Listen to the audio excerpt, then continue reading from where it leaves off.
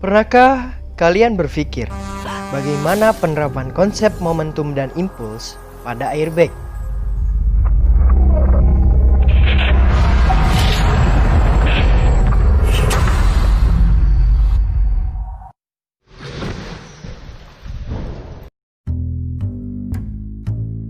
Sebelumnya, apa itu momentum dan impuls?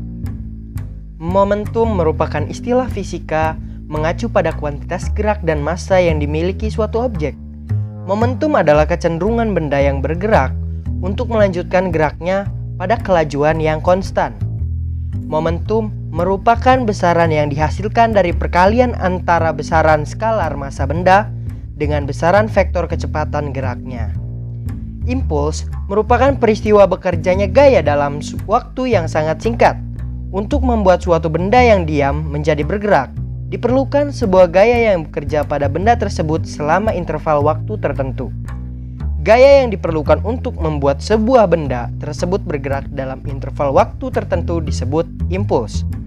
Impuls adalah besaran dari hasil kali antar gaya atau vektor dengan selang waktu gaya tersebut bekerja atau skalar. Jadi, impuls berkaitan dengan erat dengan arah. Nah, sudah paham kan apa itu momentum dan impuls? Apa aja sih contoh penerapan konsep momentum dan impuls? Baik, kita kali ini akan membahas mengenai contoh penerapan konsep dan momentum impuls. Itu salah satunya ada airbag. Mungkin sebagian dari kalian ada yang tidak asing lagi dengan benda yang satu ini. Airbag atau kantung udara adalah fitur keamanan yang dipasang di mobil yang berfungsi untuk melindungi kita jika terjadi kecelakaan. Penggunaan airbag dapat membantu melindungi daerah kepala, leher, dan dada. Sebuah kantung udara diletakkan di antara setir dengan pengemudi, dibuat dari bahan yang lunak. Hal ini dikarenakan supaya impuls yang diberikan kantong udara akan berlangsung lebih lama dan akan mengurangi gaya impulsif yang dikerjakan kantong udara pada pengemudi. Fungsi kantung udara antara lain sebagai penyangga karena tabrakan, membuat mobil berhenti dengan cepat. Pengurangan momentum karena pengendara bergerak ke depan dengan cepat.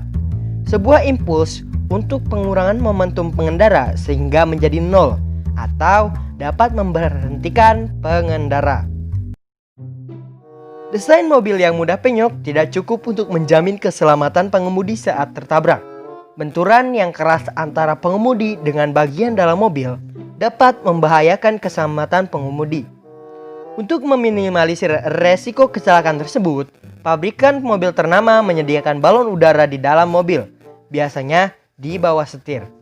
Ketika terjadi kecelakaan, pengemudi akan menekan tombol dan balon udara akan mengembang, sehingga waktu sentuh antara kepala atau bagian tubuh yang lain lebih lama dan gaya yang diterima lebih kecil. Bagaimanakah cara kerja airbag? Beberapa milisecond sebelum kendaraan mengalami tabrakan, sistem sensor yang disebut dengan ECU, singkatan dari Airbag Control Unit, pada kendaraan, yang di dalamnya terdapat berbagai macam sensor seperti accelerometer, impact atau crash sensor, brake pressure sensor, dan lain-lain, akan mendeteksi pengereman mendadak yang dilakukan oleh pengemudi.